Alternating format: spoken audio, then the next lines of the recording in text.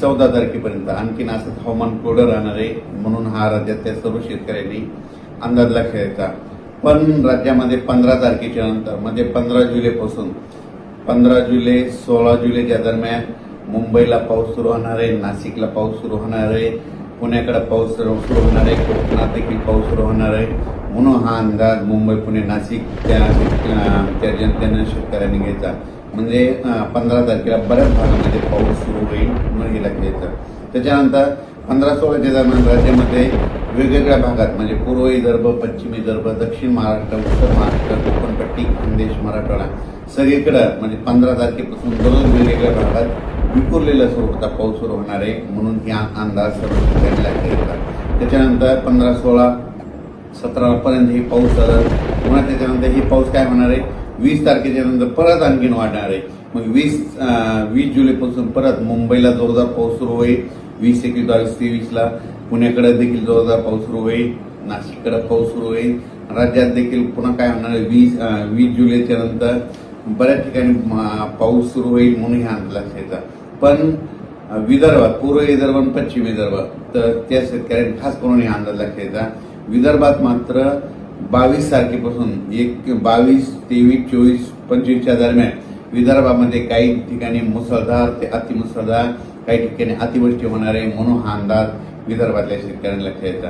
मग सांगायचं झालं तर नागपूर जिल्हा, भंडारा जिल्हा, गोंदिया जिल्हा, चंद्रपूर, यवतमाळ, गडचिरोली, त्याच्यानंतर इकडं यवतमाळ, त्याच्यानंतर अमरावती ह्या परिसरामध्ये काय होणार आहे 22, 23, 24, 25 दरम्यान काही काही ठिकाणी मुसळधार, कुठं अतिमुसळधार.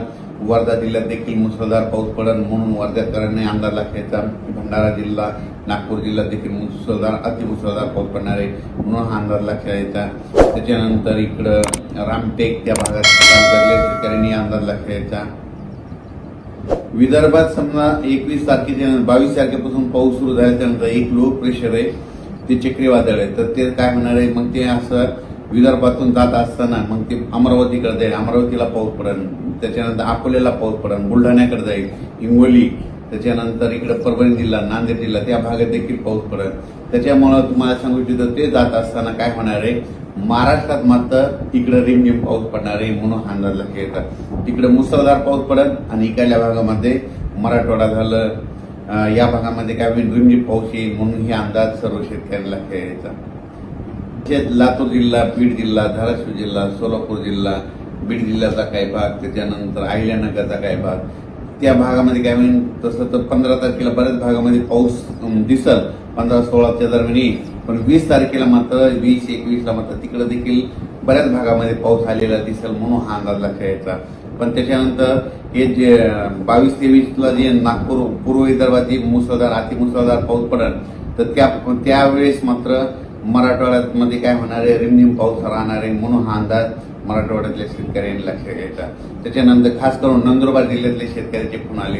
नंदुरबारकडे देखील 15 तारखेला 15-16च्या दरम्यान काही भागामध्ये पाऊस हजेरी लावणार आहे म्हणून नंदुरबार जिल्ह्यातल्या शेतकऱ्यांनी अंदाज लक्षात घ्यायचा.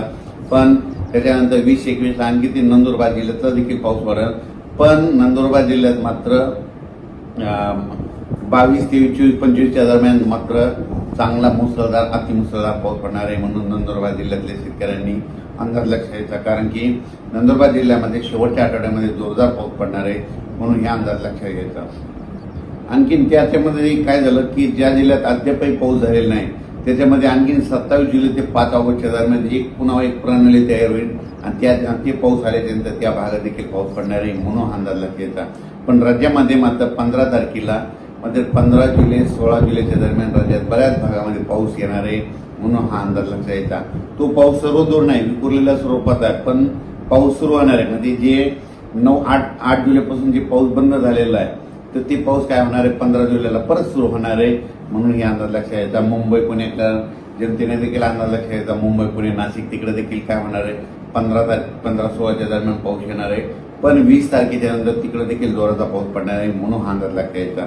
अचानक वातावरण बदल झाला तर लगेच एक उद्यमी शेतीला जाईल. आता जसं मुंबईकडे पाऊस पडला समजा मुंबई पुणे तिकडे पडला आता पावसाची वरून राजाची बॅटिंग आता विदर्भाकडे पूर्व विदर्भाकडे मग नागपूर जिल्हा, भंडारा जिल्हा, गोंदिया जिल्हा, चंद्रपूर जिल्हा, अमरावती जिल्हा, तर बैतूल त्या परिसरामध्ये ते काय होणार, अकोला ह्या परिसरामध्ये काय होणार आहे, वरून राजस्थी म्हणजे अतिमुसळधार पाऊस तिकडल्या पट्ट्या पूर्व विदर्भात पडणार आहे, विदर्भात देखील पडणार आहे. म्हणजे 6-5-11 जिल्ह्यामध्ये तिकडे चांगला पाऊस पडणार आहे.